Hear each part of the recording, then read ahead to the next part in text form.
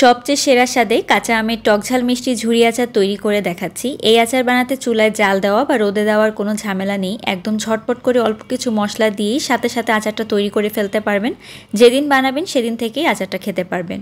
প্রথমে আমি এখানে হাফ কেজি পরিমাণের আম একদম চিকুন করে কেটে নিয়েছি। তারপর 1 চামচ পরিমাণে লবণ দিয়ে ভালোভাবে আমটাকে চটকে মেখে নিতে হবে যতক্ষণ না পর্যন্ত আম থেকে পানিটা বের হয়ে আসে। তো আম থেকে যখন দেখবেন এরকম পানিটা বের হয়ে আসছে তখন একটা পরিষ্কার কাপড়ের মধ্যে ভালোভাবে পানিটা চেপড়ে নিয়ে আমটাকে নিয়ে নিতে হবে। তো ভালো করে কিন্তু পানিটা বের করে নেবেন। এখন আমি এখানে কিছু মশলা যোগ করব। দিয়ে দিচ্ছি 2 চামচ পরিমাণে সরিষা বাটা। এখানে আমি যেই সাদা বা হলুদ সরিষা আছে সেটা বেটে নিয়েছি। আপনারা চাইলে কালো সরিষা দিতে পারেন, তবে 1 চামচ পরিমাণে দিবেন। তারপরে হাফ চামচ পরিমাণে রসুন বাটা, হাফ চামচ পরিমাণে দিয়ে দিচ্ছি আদা বাটা, হাফ চামচ পরিমাণে ধনিয়ার গুঁড়া, তার সাথে দিয়ে দিব প্রায় 2 চামচের মতো ভাজা জিরার গুঁড়া। জিরার গুঁড়ার পরিমাণটা একটু বেশি দিতে হবে।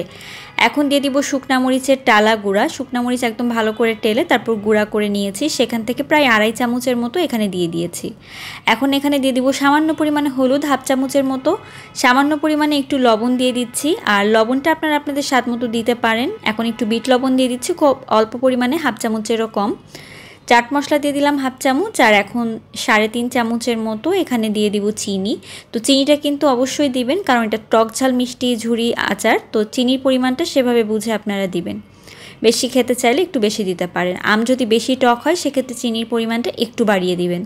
এখন সব মশলা ভালোভাবে একত্রে মিলিয়ে নিতে হবে। এখানে আমি প্রায় 3 টেবিল চামচের মতো দিয়ে দিব ভিনেগার। ভিনেগার দিলে আচারটা অনেক দিন পর্যন্ত ভালো থাকে। আর ভিনেগার দিয়েই কিন্তু এই আচারটাকে ভালো করে মেখে নিতে হবে, তাহলে মশলাটা এই আমের গায়ে ভালোভাবে লেগে যাবে। তো আমি যে সরিষা বাটা আর রসুন আদা বাটাটা দিয়েছি এগুলো কিন্তু আমি পানি দিয়ে বাটিনি, এগুলো আমি জাস্ট ভিনেগার দিয়ে একটু বেটে নিয়েছি, এতে করে আচারটা ভালো থাকবে। তো মাখানো হয়ে গিয়েছে।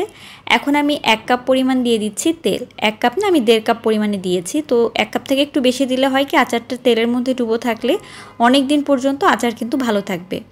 তো 1 টেবিল চামচ পরিমাণে এখানে দিয়ে দিব সরিষা। আমি কালো সরিষাটা দিচ্ছি। তো সরিষা ফোড়ন চলে আসলে এখানে আমি দিয়ে দিচ্ছি শুকনা মরিচ আর কাঁচামরিচ। শুকনা মরিচ কাঁচামরিচ একটু মাঝখান থেকে ভেঙে দিয়েছি। এই আচারের মধ্যে কিন্তু কাঁচামরিচের ফ্লেভারটা ভীষণ ভালো লাগে। একটু রসুন কুচি দিয়ে দিলাম। একটা রসুনের কোয়া খুলে একটু ছোট করে কেটে দিয়েছি। হাফ চামচের মতো শুকনা মরিচের গুঁড়া দিয়ে দিলাম, এতে করে কিন্তু আচারের কালারটা বেশ সুন্দর আসবে। তো এগুলো গরম হয়ে গেলে এখন এই গরম তেলটাই আচারের মধ্যে দিয়ে দিতে হবে। তো এই তেলটা দেওয়ার সময় এত সুন্দর একটা স্মেল আসে, এত সুন্দর ফ্লেভার পাওয়া যায়, মানে আপনারা যখন এই আচারটা তৈরি করবেন তখনই বুঝতে পারবেন যে আচারের ফ্লেভারটা কতটা সুন্দর। এই আচার যে কোনো ভর্তা, ভাজি, এছাড়া আপনারা খিচুড়ি দিয়ে খেতে পারবেন। ভীষণ সুস্বাদু একটা আচার। আর আমাদের নানি দাদির আমল থেকেই কিন্তু এইভাবে আমের ঝুরি আচারটা তৈরি করা হয়ে আসছে। তো আপনারা অবশ্যই এই রেসিপিতে একবার হলেও বাড়িতে ট্রাই করে দেখবেন। একদম এক্সট্রা কোনো ঝামেলা ছাড়াই ঝটপট করে তৈরি হয়ে যায়। সবাই ভালো থাকবেন। আল্লাহ হাফেজ।